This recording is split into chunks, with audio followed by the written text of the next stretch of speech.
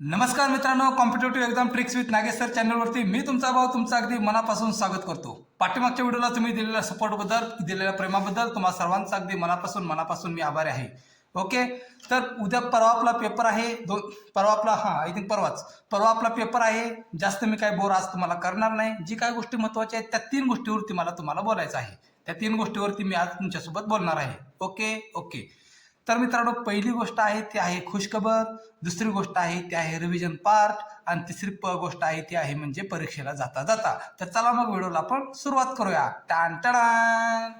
Okay, बघा, पहिल्यांदा मला तुमच्यासोबत माझी खुशी, माझा आनंद सेलिब्रेट करायचा आहे. ती खुशी म्हणजे अशी आहे की मित्रांनो, मी कधी स्वप्नात सुद्धा बघितलेलं नव्हतं की मी यूट्यूबवरती येईन, यूट्यूबवरती चॅनल काढेल, माझी भाषा तुम्हाला आवडेल, माझं टीचिंग तुम्हाला आवडेल. तुम्ही खूप खूप खूप सपोर्ट केला आणि एका महिन्यामध्ये यार ते यूट्यूबचा क्रायटेरिया असतो 4000 तास कंप्लीट करायचा, 1000 सबस्क्रायबर कंप्लीट करायचे आणि मी एका महिन्यामध्ये ते करून दाखवलं. आणि हे सगळं सगळं सगळं तुमच्या प्रेमामुळे, तुमच्या सपोर्टमुळे झालेलं आहे. याच्यामध्ये माझं जास्त क्रेडिट अजिबात नाही. आणि फायनली माझा चॅनेल मॉनिटाईज झालेला आहे. Okay okay okay. त्यामुळे हे सगळं क्रेडिट तुमचं आहे आणि ही खुशी तुमच्यासोबत सेलिब्रेट करत आहे मी. Okay okay.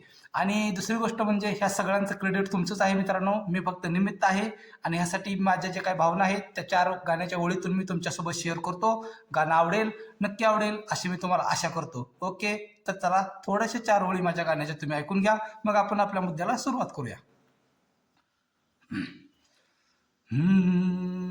कितना सुहाना साए अपना सफर है, आपकी दुआओं का सारा असर है, आपका है सब कुछ, आपको नजर है, आपकी इनायतों पे यार बार बार सर को मैं झुकाऊंगा, डिन टिट डिन टिट डिन, सर को मैं झुकाऊंगा, इस मंजर को, इस पल को भूल ना पाऊंगा, मैं भूल इसे ना पाऊंगा. Okay okay. तर खूप छान सपोर्ट केला मित्रांनो. मला माहिती नाही ॲक्च्युली माझ्याबद्दल तुम्हाला काय आवडलं. मला वाटत सुद्धा नव्हतं यार. खरंच खरंच खरंच एकदम भारी भारी भारी. ओके, तर चला, परवा आपला पेपर आहे तर अजिबात टेन्शन घ्यायचं नाही. मला असं वाटलं की काय गोष्टी मला तुम्हाला सांगायच्या राहून गेल्या, मग ती मला मध्ये खंत राहू नये यासाठी काय गोष्टी मी तुम्हाला शेअर करणार आहे. आणि असे प्रश्न कदाचित आपल्या जोड्या लावायला पडतात. ओके, तर जोड्या लावायला असे प्रश्न पडतात त्यामुळे एकदम फास्टमिक येणार आहे. अजिबात काही आपला प्रॉब्लेम नाही आणि तुम्ही अभ्यास केलेला आहे आणि या गोष्टी तुम्हाला एकदम सोप्या जाणार आहेत. ओके, तर चला मग आपण व्हिडिओला सुरुवात करूया. बघा, जोड्या लावायच्या प्रश्नामध्ये बघा, पहिल्यांदा मी काय केले, इथं खंड घेतलेले आहेत आणि त्याच्यामध्ये पठार घेतलेले आहेत. कदाचित आपल्या जोड्या लावायला हे प्रश्न पडू शकतो म्हणून. बघा, सेंट्रल मॅसिव्ह पठार कुठे आहे? सेंट्रल मॅसिव्ह पठार ते आहे युरोप खंडामध्ये. ओके, तिबेट पठार, मंगोलिया पठार कुठे आहे? ते आहे आशिया खंडामध्ये. मेक्सिको पठार प्लस पिडमॉट पठार कुठं आहे? उत्तर अमेरिका खंडामध्ये. ब्राझील पठार प्लस पेंटागोनिया पठार कुठं आहे? दक्षिण अमेरिका खंडामध्ये. ओके, हे जोड्याला प्रश्न ऍक्च्युअली पडलेला आहे पण तरी सुद्धा रिपीट काही एखादा पडू शकतो त्यासाठी मी घेतलेला आहे. Okay okay. हे आहे संस्थापक बघा, गुलाम घराणे, ते आहे कुतुबुद्दीन ऐबक, खिलजी घराणे, जलालुद्दीन खिलजी, सय्यद घराणे, खिज्र खान, लोधी घराणे, बहलोल लोधी. बघा, आपण एकदम फास्टमध्ये मध्ययुगीन भारताची इतिहास संपवला होता, त्याच्यामधली ही जोडी आहे. असा जोड्याला उद्या कदाचित प्रश्न तुम्हाला दिसू शकतो. हा फक्त माझा अंदाज आहे, मी काय म्हणजे भविष्यवाणी नाही केलेली. ओके, फक्त माझा अंदाज आहे. चला, मग तुम्हाला माहिती आहे की तर हे काय केलं आहे बघा, मी शेवटची सांगितले बघा तुम्हाला, त्याचं ते डिवायडेशन झालेलं तुम्हाला समजून जाईल, ती नीट वाचून घ्या. वराडची काय होती? इमादशाही होती. विजापूरची काय होती? आदिलशाही होती. अहमदनगरची काय होती? निजामशाही होती. गोवळकोंड्याची काय होती? कुतुबशाही होती. Point clear? क्लिअर. बघा, प्राचीन इतिहासावरची आता आपल्याला काही वेळ मिळाला नाही म्हणून आपण काही घेऊ शकलो नाही, पण त्यातला खूप महत्वाचं आहे. मी जे मला महत्वाचं वाटलं ते मी इथं लिहिण्याचा प्रयत्न केला आहे. बऱ्याच वेळा तुम्ही बघा अनालिसिस केला असेल, कळेल तुम्हाला, साहित्य आणि त्यांचे लेखक ह्याच्यावरती बऱ्याच वेळा प्रश्न विचारलाय. मग ते कसं लक्षात ठेवायचं बघा. अष्टाध्यायी साहित्य कोणाचं आहे? पाणिनी यांचं आहे, लक्षात ठेवायचं. राजतरंगिणी हे साहित्य कोणाचं आहे? कल्लन यांचं आहे, लक्षात ठेवा. नॅचरल हिस्टोरिया हे साहित्य कोणाचं आहे? प्लिनी. ह्या प्लिनीवरती प्रश्न पडला होता, लक्षात ठेवा. आय थिंक 1920ला पडला असेल, आता आठवण एक्झॅक्टली साल.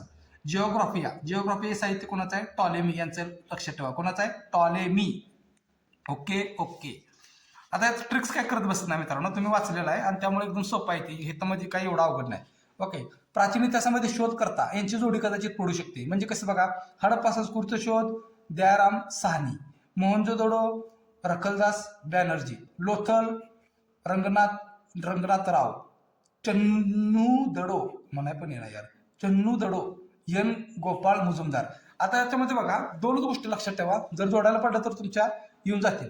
ओके. बघा इथं काय केलं मी, मोहनजोदडो रखलदास बॅनर्जी, मग मी इथं असं करू का हो, मोर करतो, मोर मोर.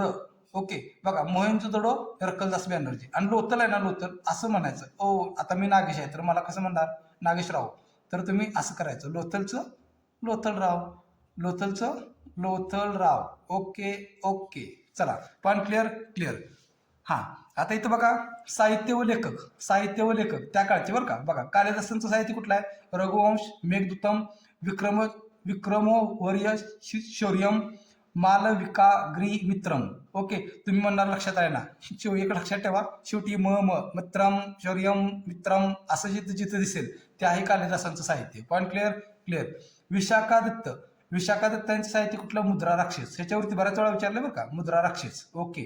मृच्छकटिका हे साहित्य कोणाचं आहे, शूद्रक यांचं साहित्य. Point clear. ओके. पंचतंत्र, बघा तुम्ही पंचतंत्राच्या गोष्टी वाचल्यात का बघा तुमच्या शाळेमध्ये. आमच्या शाळेमध्ये ते पुस्तक आम्हाला द्यायचे, मला अजून आठवते, रंगीत रंगीत मोठी मोठी, ससा कासवाला म्हणाला, कासव ससाला म्हणाला.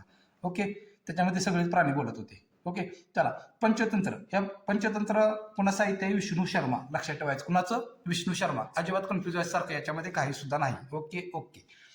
अरबी लेखक, अरबी लेखक बघा, अरबी साहित्य आहे त्यांचं कुठलं कुठलं बघा, तारिक उल हिंद, तारिक उल हिंद हे साहित्य कुणाचं आहे, अल बरुनी यांचं साहित्य, लक्षात ठेवायचं. तारिक उल हिंद साहित्य कुणाचं, अल बरुनी यांचं. चचनामा, चचनामा मुहम्मद अली, चचनामा मुहम्मद अली. इथं दोन कन्फ्युज तुम्ही होऊ शकाल बरं का, नीट लक्ष द्या. किताब उल यामिनी हे आहे उक्ती, काय ती उक्ती. चला, उक्ती लक्षात ठेवा, उक्ती. ओके. उक्ती म्हणाय पण नाही यार, एवढं मोठं अवघड आहे. चला, किताब उल रेहला, किताब उल रेहला हे साहित्य कोणाचं, इब्न बतुता यांचं, लक्षात ठेवा, इब्न बतुता. तुम्ही यातलं एक जर लक्षात ठेवलं ना, आता चचनामा, चचनामा मुहम्मद अली. आता चचनामावरून तुम्ही असं लक्षात ठेवायचं. ओके. काय करायचं, चाची, चाची अली, चाची अली. बघा रिपीट, चाची अली, चाची अली, चाची अली. हे 3-4 वेळा मनातल्या मनात म्हणा. नाही नाही जर म्हटला तिथं रिव्हिजन नाही केली तर परीक्षेत कसं होणार माहिती आहे. इथे मी सांगतोय चाची आली, चाची आली, चाची आली. तुम्ही करणार चाची गेली, चाची गेली, चाची गेली. कुठं गेली, हे रिव्हिजन नसलं की मग असं होते. पण क्लिअर क्लिअर.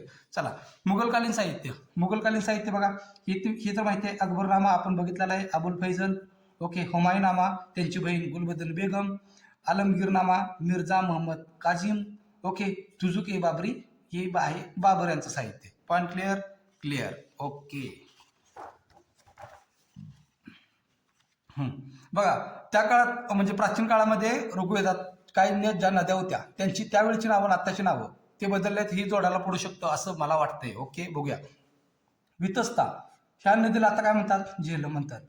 आस्किनी ह्या नदीला काय म्हणतात, चिनाब म्हणतात. पुरुषनी ह्या नदीला काय म्हणतात, रावी.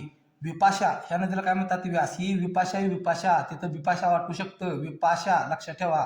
विपाशा त्याला नदीला म्हणतात व्यास. शुतुद्री तिला म्हणतात सतलज. गोमल तिला आता म्हणतात गोमती. ओके. तुम्ही म्हणाल सर लक्षात राहा ना, बघा लक्षात राहायचं टेक्निक कसं आहे बघा, या नावातच उच्चार आहे बघा. अस्किनी, बघा मी काय करतोय बघा, अस्किनी, अस्किनी, न न न न चा सारखा उच्चार आहे ना, अस्किनी न, आणि चिनाब न. परुषणी, परुषणी रचा सारखा उच्चार आहे बघा, परुषणी, परुषणी रचा उच्चार आहे म्हणून इथं रावी घ्यायचं, रावी. ओके. विपाशा, विपाशा, विपाशा वीचा लय उच्चार आहे त्यामुळे इथे घ्यायचा व्यास, घ्यायचा व्यास. पण क्लिअर क्लिअर. ह्या 3 जर लक्षात तुमच्या राहिल्या बघा, काय म्हणतो मी, अस्किनी न वर्ण चिन्ह, पुरुषनी र वर्ण रावी, विपाशा व मध्ये तुमचा व्यास. ह्या गोष्टी तुमच्या लक्षात राहू शकतात. Okay okay. ह्यात काय सुद्धा अवघड नाही. बघा तुम्हाला माहिती आहे 4 वेद होते, ऋग्वेद होते, सामवेद होते, यजुर्वेद होते, अथर्ववेद होते. ओके. त्यांचे वाचक होते ना, ऋग्वेदांच्या वाचकाला म्हटलं जातं होतृ, सामवेदाचा वाचक होते त्याला म्हटलं उद्गातृ, यजुर्वेद आहे त्याला म्हटलं जातं अर्धव्यू. ओके. आणि अथर्ववेद आहे त्यांना म्हटलं जातं अनत्य. तुम्ही म्हणाल सर लक्षात राहीना, बघा लक्षात ठेवायचं एकच लक्षात ठेवा बघा, यजुर्वेद नाही, यजुर्वेद त्याच्यावर पण असा रपर आहे बघा, यजुर्वेदला रपर आहे, मग अर्धव्यूला पण रपर आहे बघा, इथं पण असा रपर आहे. त्यामुळे रपार रपार अशी जोडी लावायची पहिल्यांदा. मी काय म्हणतोय बघा, रपार रपार ही जोडी पहिल्यांदा लावायची. जर लक्षात राहिलं नाही तर सांगतोय, रपार रपारची अशी जोडी लावली ना तरी सुद्धा तुमचं उत्तर निघू शकतं, लक्षात ठेवायचं. पण क्लिअर? ओके. बरं, ऋग्वेदामध्ये काय दिले तर देवाची स्तुती करणारे मंत्र आहेत. ओके. सामवेदामध्ये काय आहे तर संगीत व राग, संगीत व राग हे काव्य आहेत. ओके. यजुर्वेदामध्ये काय यज्ञ व त्यांच्या विधी संदर्भात माहिती दिलेली आहे. अथर्ववेदामध्ये काय औषध जादूटोणा, त्या काळापासून जादूटोणा चालत आलेला आहे, लक्षात ठेवायचं. ओके. आता परीक्षा आहे, कुणी जादूटोणा वगैरे केलाय का बघा. अथर्ववेद औषधी आणि जादूटोणा त्या काळाचे होते, त्या अथर्ववेदामध्ये होते. पण clear clear clear clear. Okay. महाजनपदे, महाजनपदे बघा, महाजनपदे व राजधान्या. ओके. अंग, अंग हे जे महाजनपद होतं त्याची राजधानी होती चंपा. मगध जे होते त्याचं नाव होते राजगीर किंवा काही ठिकाणी राजग्रह आहे.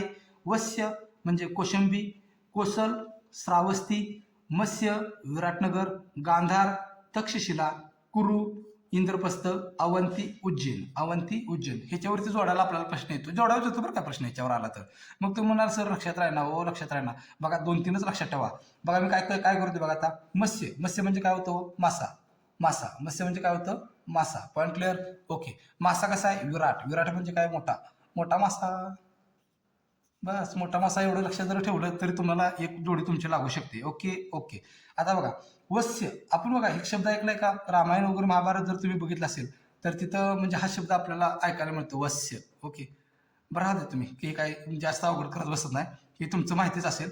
बघा आता अंग, अंग लक्षात कसं ठेवायचं बघा. अंगचं चंपा, बघा अंगावर पण टिंब आहे आणि चंपावर पण टिंब आहे. एवढं टिंब टिंबानं जर जोडी लावली तुम्ही तरी तुमची जोडी लागणार आहे, लक्षात ठेवायचं. तुम्ही म्हणाल गांधारावर टिंब आहे, अरे पण तक्षशिलेला टिंब आहे का, नाही टिंब, हिथंच टिंब आहे, निथंच टिंब आहे. पण क्लिअर क्लिअर. Okay okay. चला आता कुठं राहिलं, एक राहिली जोडी महत्वाची, तेवढी घेऊन टाकतो म्हणजे पोरांचं सिली मिस्टेकनं मिरड जायला नको बाबा. हां, गौतम बुद्धांच्या काळातील धर्मपरिषदा. बघा गौतम बुद्धांच्या काळामध्ये धर्मपरिषदा भरल्या होत्या. कुठली कुठली होती, पहिली परिषद होती, दुसरी परिषद, तिसरी परिषद, चौथी परिषद.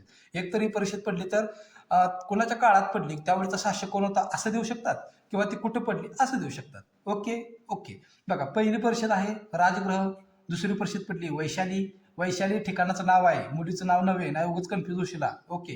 पहिली परिषद भरली राजग्रह, दुसरी परिषद भरली वैशाली, तिसरी परिषद भरली पाटलीपुत्र, चौथी परिषद भरली काश्मीरला. Okay okay. पहिली परिषद, आता आता माझा मित्र एक आहे मरते आज. हां, पहिली परिषद भरली राजग्रह, दुसरी वैशाली, तिसरी पाटलीपूर, चौथी काश्मीरला. ओके. माझा एक मित्र आहे सुनील पाटील. ओके. मग सुनील पाटीलवरून मला ती ट्रिक त्यावेळेस आठवली होती. आपण इथं म्हणायचं राव पाटील, काय म्हणायचं राव पाटील, राव पाटील. कुठले आहेत ते, काश्मीरचे. कुठले आहेत राव पाटील, काश्मीरचे.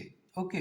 म्हणजे रा म्हणजे बघा राजग्रह, व म्हणजे वैशाली, प वर्ण पाटील, वर्ण पाटील पुत्र, आणि काश्मीर म्हणजे काश्मीर. Point clear? ओके. म्हणजे इथं तुमची ठिकाण पाठ झाली. आता तुम्ही म्हणाल की तुम्ही म्हणाल की हे लक्षात कसं ठेवू, बघा इथं पण ई आहे, इथं पण काय, इथं पण ई आहे, इथं पण क आहे. ओके. अजात शत्रू काला अशोक, अशोक कनिष्क. मग इथं पहिल्यांदा अजातशत्रू तर आहे, बघा क्रमांक जर गेले तर अजातशत्रू पहिल्यांदा देऊ शकतो. बघा अजातशत्रू काल अशोक, बघा पहिल्यांदा काल अशोक नंतर अशोक. बघा काय करायचं इथंच आहे बघा, काल अशोक, अशोक नंतर कनिष्क.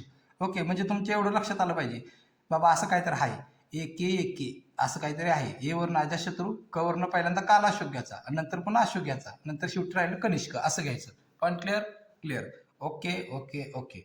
चला आता या ठिकाणी आपलं रिव्हिजन बऱ्यापैकी जोड्या लावांचं झालेलं आहे. ओके. आणि तुम्हाला बऱ्यापैकी या गोष्टी समजल्या असतील, मी असा म्हणजे असं मी समजतोय. ओके. किती समजल्या मला माहिती नाही, कमेंटमध्ये तुम्ही नक्की मला सांगा. ओके. तर चला परीक्षा उद्या आहे तर महत्त्वाच्या गोष्टी बोलतो. ओके. पहिली महत्त्वाची गोष्ट आहे बेस्ट ऑफ लकचं टेन्शन. बेस्ट ऑफ लकचं टेन्शन. बघा परीक्षेचं टेन्शन कधी सुरुवात होती माहिती आहे का, हा बेस्ट ऑफ लक हा शब्द मी कधी ऐकला माहिती आहे, जेव्हा 10वीला मी बोर्डाच्या परीक्षेला जात होतो. आमचं गाव एकदम छोटंसं आहे, लहानसं आहे, क्यूटचं आहे. ओके. त्या गावामध्ये आमच्या एक गाडी यायची 10वीच्या पोरांना घेऊन जायला, आमचं केंद्र होतं लांब जरा. ओके. मग त्या केंद्रात जाताना आम्ही गाडीत बसलो होतो आणि माझ्या आईवडील म्हणजे निरक्षर आहेत, त्यांना काय ह्यातलं माहिती नाही, ते काय आले नव्हते. पण बाकीची जी मुलं होती म्हणजे सुशिक्षित पालक वगैरे म्हणा, त्यांची म्हणजे त्यांचे पाहुणे, त्यांचे मित्र भरपूर आले होते गाडीत. ओके. आणि आम्ही काचातनं तोंड बाहेर काढली होती, अशी एवढी का गर्दी, आम्हाला माहितच नाही एवढी का गर्दी म्हणलं आम्हाला जमल्या.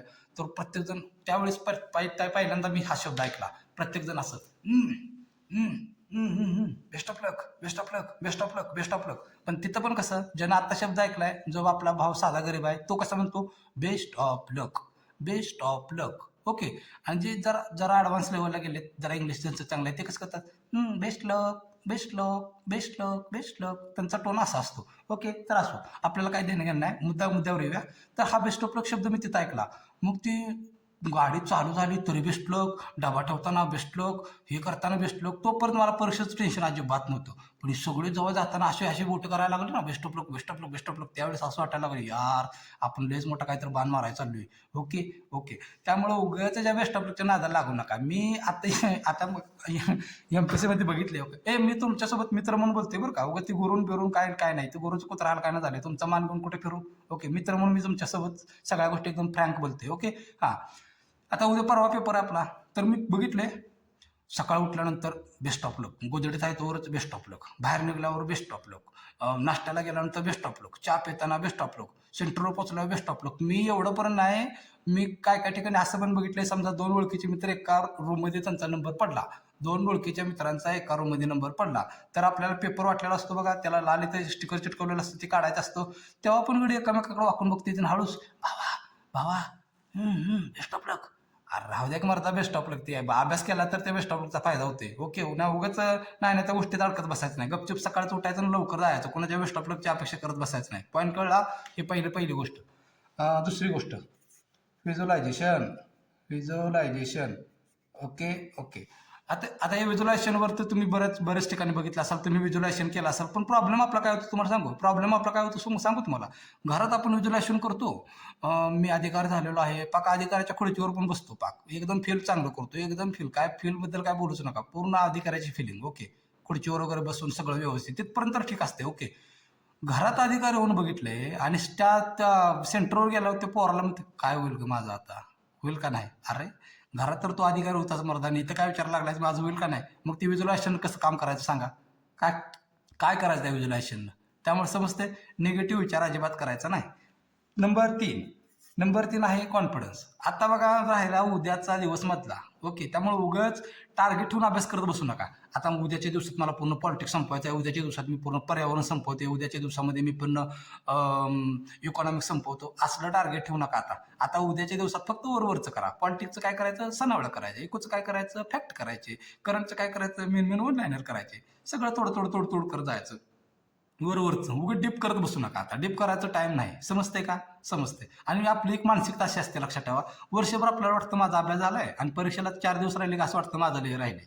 त्यामुळे लक्षात ठेवायचं, MPSCचा अभ्यास कधीच कम्प्लीट होत नसतो. कधीच कम्प्लीट होत नाही. जेव्हा तुम्ही अधिकारी झाला तेव्हा ओळखायचं माझा अभ्यास कम्प्लीट झाला. तोपर्यंत तुमचा अभ्यास कम्प्लीट होत नाही. Point clear? ओके. हां, ते नाही वरनं मी असं बोललो, एक खाली कमेंट कोण तर आली की ते इरिटेट होते. अहो, माझी भाषा तशी आहे, त्यामुळे समजून घ्या. मी काय शिक्षक आहे का? मी कधी कुठे शिकवले का? उद्या जर तुम्हाला गेस्ट लेक्चर म्हणून बोलवलं तर मी प करत बसेन, मला नाही शिकवायला जमत. ओके, उद्या जर मला तुम्ही म्हटलं की सर प्रोजेक्ट घ्या त्याच्यावर शिकवा, तुमचं शिकवल्याला समजते. भावांनो, मला अजिबात असं शिकवायला जमत नाही. मी आहे या सिच्युएशनमध्ये स्वतःला कम्फर्ट समजतोय आणि त्या पद्धतीने सांगतोय. माझी भाषा अशी आहे, मला जेवढा तुमच्या सजेशनचा मला स्वीकार करता येईल तेवढा मी करेन. मला अजिबात राग नाही, तुम्ही शेवटी माझे मित्र आहात. ओके, त्यामुळे चुकीचं मला तुम्ही काय सांगणार नाही, याच्यावरती माझा पूर्ण विश्वास आहे. ओके, पण यार गावाकडचा मुलगा आहे, समजून घ्या. ओके, मला तर कोण आहे तुमच्याशिवाय आणि तुम्हाला तर कोण आहे? ओके, सांगतोय घ्या समजून. ओके, चला. व्हिज्युलायझेशन झालं. स्वतःचा कॉन्फिडन्सवर मी आता बोललेलो आहे. कॉन्फिडन्स, हा अजून एक महत्त्वाची गोष्ट. तुम्ही म्हणाल की सर कॉन्फिडन्स कोणावर ठेवायचा? एक लक्षात ठेवा, कॉन्फिडन्स माझ्यावर पण ठेवू नका. विश्वास तुमचा म्हणजे माझ्यावर पण नको, तुमचं कोणाचं नको. विश्वास फक्त तुमचा स्वतःवर ठेवा. ओके, स्वतःच्या अभ्यासावर ठेवा, स्वतःच्या परीक्षेवर ठेवा, स्वतःच्या स्ट्रॅटेजीवर ठेवा, स्वतः केलेल्या त्या सरावावर ठेवा विश्वास. ओके, तो आपल्याला गरजेचा आहे सध्या, सगळ्यात महत्त्वाचा. ओके, त्यामुळे उगाच हँग होत बसू नका, कारण उद्याचा दिवस शेवटचा आहे, परवा आपला पेपर आहे. आय थिंक तुम्ही सगळी पेपर छान देणार आहात, तुम्हाला सगळ्यांना पेपर छान देणार आहे. आणि मला विश्वास आहे, मी जेवढे व्हिडिओ तुम्हाला बनवून दिलेत त्यातले बऱ्यापैकी प्रश्न पडतील असा मला विश्वास आहे बरं का. आणि ज्यावेळेस परीक्षेमध्ये प्रश्न पडतील त्यावेळेस परीक्षा झाल्या दुसऱ्या तिसऱ्या दिवशी कदाचित कुठले प्रश्न आले, कुठले नाही आले, त्याच्यावरती मी एक नक्की व्हिडिओ बनवणार आहे, तो नक्की सर्वांनी बघायचा. Okay okay. बघा, मी आता 3 पॉईंट कव्हर केले. बेस्ट ऑफ लक सांगितलं, व्हिज्युलायझेशन सांगितलं, कॉन्फिडन्स सांगितलं. आणि 4 नंबरचा पॉईंट तर मी बोललोच, परीक्षेचं त्या ठिकाणचं वातावरण. ओके, उगाच तिथं ओळखी काढत बसलाय, तू कुठल्या गावचा, तुझी किती मेन्स आहे, कधीपासून वर्ष अभ्यास करायला लागलाय, गावच्या चौकशाला आहे आपल्याला. काय करायचं? किती का मेन्स देणार? ते त्याचं आयुष्य आहे, ते दिलं नाही तर राहील. आपल्याला काय करायचं? लोकांच्या चौकशी. ओके, तुम्ही गप जायचं, पेपर द्यायचा आणि गपचे पेपर देऊन याचं ह्यात चक्रवादनं लवकरात लवकर बाहेर पडायचं. समजते? समजते. आता पेपर सॉल्विंग ओके. आता हे पेपर सॉल्विंग एक स्किल आहे, भारी आहे बरं का. पेपर सॉल्विंग बघा, आता बघा 2 तास असतात पहिल्या पेपरला 2 तास असतात. त्यामुळं काय करायचं, पहिल्या पेपरला 2 तास असल्यामुळं एकदम डोकं शांत ठेवायचं. जेवढे पहिल्यांदा प्रश्न येतात तेवढे गोल गोल करून घ्यायचे. आता बघा तुम्ही कसं प्रॅक्टिस केलं मला माहिती नाही, पण त्या स्ट्रॅटेजीमध्ये अजिबात बदल करू नका. फक्त एवढंच मला सांगायचं आहे की 2 तास असतात 100 प्रश्नाला. आरामात पेपर कव्हर होतो, आरामात कव्हर होतो. त्यामुळं अजिबात लोड घ्यायचा नाही, गडबड अजिबात करायची नाही, गोंधळ अजिबात करायचा नाही. Point clear. आय थिंक मला वाटते हा पॉईंट तुम्हाला समजलेला असेल. नंबर 5. आता आतमधली गोष्ट तुम्हाला सांगतो बरं का. ज्यावेळेस पेपर आपण आतमध्ये देत असतो ना, त्यावेळेस कधी कधी काय होतं, तिथे एक नवीनच सुपरवायझर येतात, त्यांच्यासोबत भांडत बसायचं नाही. आयोगानं रूल एकदम स्ट्रिक्ट केले. तुम्हाला तिथे कॅमेरा वगैरे असणार आहे, लक्षात ठेवायचं. पुन्हा ब्लॅकलिस्टमध्ये टाकतील, पुन्हा मग म्हणायचं नाही आता एक कैसे हुआ नाही क्या हुआ. ओके, पुन्हा त्याला काय अर्थ अजिबात नाही, लक्षात ठेवा. Point clear. ओके. तिथं काय होतं, नवीन सुपरवायझर येतो. नवीन सुपरवायझर आला की त्याला काहीच माहिती नसतं बघा, कधी कधी काहीच माहिती नसतं. पेपर फोडताना पण 10 वेळा वाकून बघतो. दुसऱ्यानी फोडलाय का पेपर. ओके. पेपर वाटताना पुन्हा बाहेर जातात, पुन्हा 10 वेळा वाकून बघतो. दुसऱ्याने वाटलाय का पेपर, वाटलाय. पुन्हा दुसऱ्यानं गोळा केलाय का, केलाय. त्याला काहीच माहिती नसतं आणि ते ठेवायचं. Point clear. ओके. त्यामुळे त्यांच्या संग वाद घालत बसायचं नाही. त्यांनी सर द्या की पेपर काय करा असं लई करत बसायचं नाही. तिथं लक्षात ठेवा कॅमेरा आहेत. पॉईंट कळला. आणि ते बऱ्याच वेळा असं होतं बघा, मी बघितले सीसॅटच्या पेपरला एखादं गणित सुटत नसते आणि आपण असं गणित सोडवत असतो आणि ती बरोबर मध्येच येतात. हां, इथं क्वेश्चन बुकलेट नंबर, फोटो तुमचा आहे का बघा, इथं सही करा. हां, आन्सर किट नंबर टाका आणि इथं सही करा. ते आपल्याला इरिटेट होतं, पण त्याची सवय आताच करून घ्यायची. आताच मनाला सांगायचं, मी पेपर सोडवताना ते मध्ये येणार आहे तर मी चिडचिड करणार नाही. ओके, अजिबात चिडचिड करणार नाही, त्यांच्यावर आग्रह करणार नाही. ओके. त्यांना त्यांचं काम उरकायचं पडलेलं असते. त्यांना तुमचं पेपर सोपं आवड त्याची काही देणं घेणं नसते, लक्षात ठेवायचं. त्यामुळे त्यांच्यामुळे माइंड डिस्टर्ब करायचं नाही. पण कळला, हा सगळ्यात महत्त्वाचा पॉईंट आहे. नाहीतर वर्षभर केलेली मेहनत तुमची पाण्यात जाणार. पण कळते. ओके. चला, ह्या ठिकाणी मी बऱ्याच गोष्टी तुम्हाला सांगितल्या. आय थिंक कुठलाच पॉईंट आता मी सोडलेला नाही मित्रांनो. चालतं मग तुम्हा सर्वांना एकदाच सांगतो, तुम्हा सर्वांना एकदाच बेस्ट लक माझ्याकडून. खूप चांगला पेपर लिहा, नक्की तुम्हाला चांगले मार्क पडतील. ओके. मी पण देण्याचा प्रयत्न करेन. जर आपण लकीली जर सगळे मेन्सला असू तर आपण मेन्ससाठी पण काय करता येईल का बघूया. चांगला अभ्यास करूया आणि पास होऊन जाऊया. जय हिंद, जय महाराष्ट्र.